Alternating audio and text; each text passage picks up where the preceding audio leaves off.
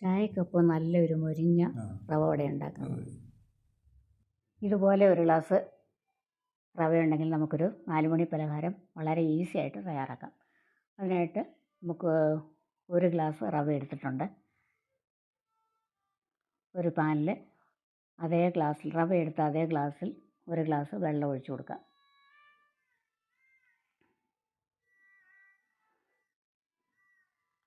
എല്ലാവർക്കും പുതിയ വീഡിയോയിലേക്ക് സ്വാഗതം.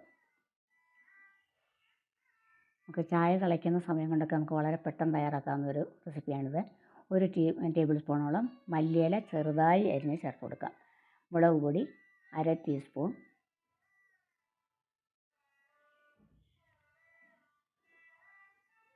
ആവശ്യമുള്ള ഉപ്പ്,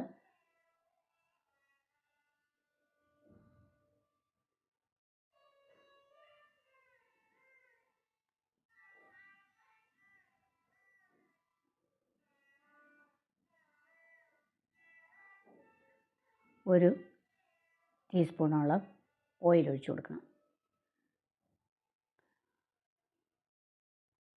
അപ്പോൾ മുളക് പൊടിക്ക് പകരം നമുക്ക് ചില്ലി ഫ്ലേക്സ് ആയാലും മതി. പിന്നെ ചെറിയ ഉള്ളി ഒരു 2 ഉള്ളി ചെറുതായി അരിഞ്ഞ് അതിനോട് ചേർത്ത് കൊടുക്കുക. ഇതെല്ലാം ചേർത്ത് നന്നായിട്ടൊന്ന് തിളച്ച് വരുമ്പോൾ നമുക്ക് എടുത്ത് വെച്ചിരിക്കുന്ന ഒരു ഗ്ലാസ് റവ അത് ചേർത്ത് കൊടുത്ത് തീരെ കുറച്ച് വെച്ചിട്ട് നമുക്കിതൊന്ന് നന്നായിട്ട് മിക്സ് ചെയ്തെടുക്കണം.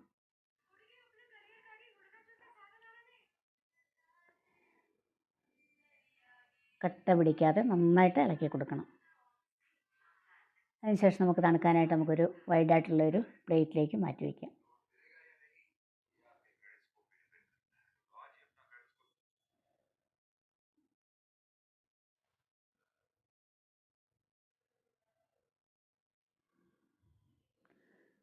അത് തണുത്ത് വരുന്ന സമയം കൊണ്ട് നമുക്കിതിനുള്ള ഒരു നല്ല ചട്നി തയ്യാറാക്കാം.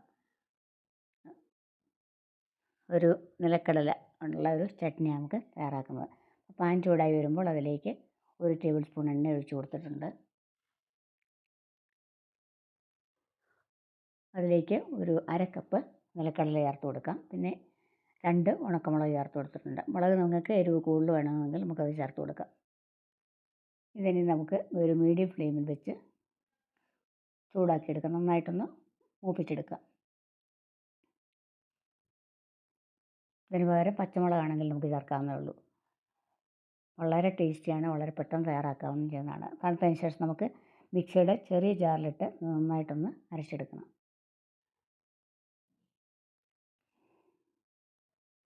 ആവശ്യമുള്ള ഉപ്പ് ചേർത്ത് കൊടുത്തു.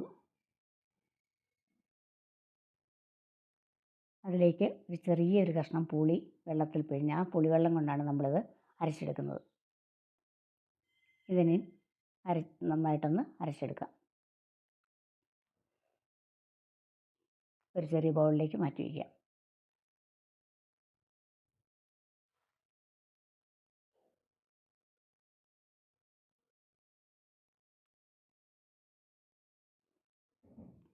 ഇനി നമുക്ക് കടുക് വറുത്ത് ചേർക്കാം. അപ്പം ഒന്നുകൂടെ ഒരു ടേസ്റ്റ് കിട്ടും. പാനിൽ വെളിച്ചെണ്ണ ഒഴിച്ച് കൊടുക്കാം.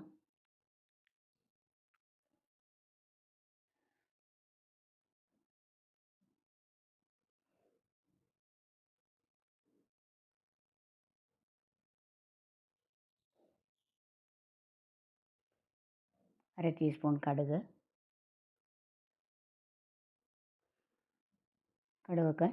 മൂത്ത് പൊട്ടി വന്നിട്ടുണ്ട്. അതിലേക്ക് നമുക്ക് 1 ടീസ്പൂണോളം ഉഴുന്ന് ചേർത്ത് കൊടുക്കാം.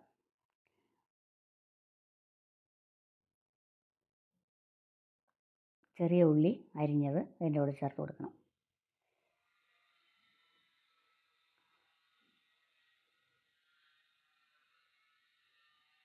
ഒരു 2 കരിവേപ്പില ഇതെല്ലാം ചേർത്ത് നന്നായിട്ടൊന്ന്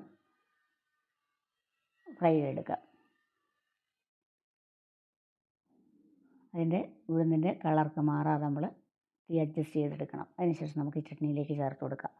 വളരെ സൂപ്പർ ടേസ്റ്റുള്ള ചട്നിയാണിത്. നമുക്ക് ഈ 4 മണി സ്നാക്സിൻ്റെ കൂടെ കഴിക്കാനും അതുപോലെ ചപ്പാത്തിക്കും ഒക്കെ തയ്യാറാക്കുന്ന ഒരു ഈസി ചട്നിയാണെന്നൊക്കെ തന്നെ പറയാം. നല്ല ടേസ്റ്റാണ്. തയ്യാറാക്കി നോക്കി നിങ്ങളൊന്ന് നിങ്ങളുടെ കമൻസൊക്കെ ഒന്ന് രേഖപ്പെടുത്താൻ മറക്കരുത്.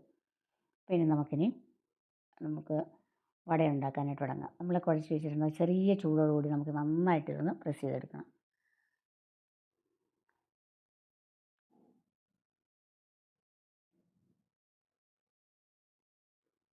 വെള്ളം തീരെ നമുക്ക് കുറവാണെങ്കിൽ അല്പം വെള്ളം കൂടി ചേർത്ത് ഒരു സ്പൂണോ വല്ലതും ചേർത്ത് ഇതുപോലെ കുഴച്ചെടുക്കണം. ഇത് കറക്റ്റായിരുന്നു എനിക്ക്. നന്നായിട്ടൊന്ന് കുഴച്ചാൽ മതിയാവും.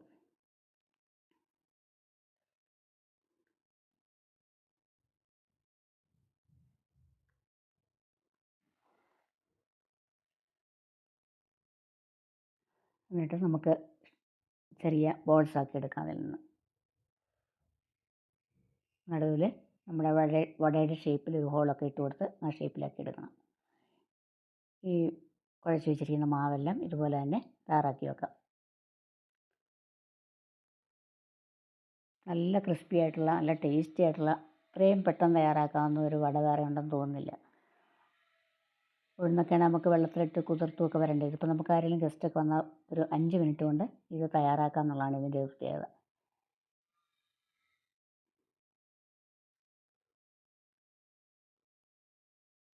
ഇനി നമുക്കിത് വറുത്തെടുക്കാനായിട്ട് ഒരു ചീനച്ചട്ടി വെച്ചിട്ടുണ്ട്. എണ്ണ ഒഴിച്ച് കൊടുത്ത് എണ്ണ നന്നായിട്ട് ചൂടായി വരുമ്പോൾ നമുക്ക് ഈ ഷേപ്പ് ചെയ്ത് വെച്ചിരിക്കുന്ന വടയെല്ലാം അതിലേക്ക് ഇട്ട് കൊടുക്കാം. അതിന് ശേഷം തീ കുറച്ച് വയ്ക്കണം. തീരെ ലോ ഫ്ലെയിമിൽ വെച്ച് വേണം നമ്മളിത് ഫ്രൈ ചെയ്യാനായിട്ട്. അല്ലെങ്കിൽ അതിൻ്റെ അകമെല്ലാം വേവാതെയും പുറം കരിഞ്ഞു പോകാനൊക്കെ സാധ്യതയുണ്ടല്ലോ. അതുകൊണ്ട് ഫ്ലെയിമിൻ്റെ കാര്യം ശ്രദ്ധിക്കണം. ഒരു സൈഡ് മൂത്തതിന് ശേഷം മറുവശം ഇതുപോലെ തന്നെ തിരിച്ചിട്ട് ഒരു ഗോൾഡൻ ബ്രൗൺ കളറൊക്കെ ആവത്തില്ലേ, ആ സമയത്ത് നമുക്കിത് കോരിയെടുക്കാം.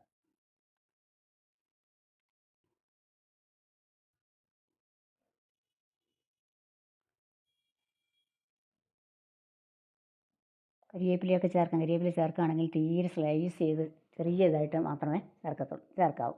അല്ലെങ്കിൽ അതിൽ നിന്ന് നമുക്ക് വരികയില്ല നമുക്ക് വറുത്തെടുക്കുമ്പോൾ. ഉള്ളി ഒക്കെ അരിയുമ്പോൾ വളരെ ശ്രദ്ധിക്കണം. തീരെ ചെറുതായിട്ട് അരിയണം ഇതെല്ലാം. അങ്ങനെ നല്ല ക്രിസ്പി ആയിട്ടുള്ള ഒരു ബാച്ച് നമ്മൾ റവയുടെ വട തയ്യാറാക്കി. ഇനി ബാക്കിയിരിക്കുന്നു ഇതുപോലെ തന്നെ തയ്യാറാക്കിയെടുക്കാം. ഫ്ലെയിം കൂട്ടി വെക്കേണ്ട, അതേ ഫ്ലെയിമിൽ തന്നെ വെച്ചാൽ മതിയാവും ഇനി ഇടുമ്പോൾ.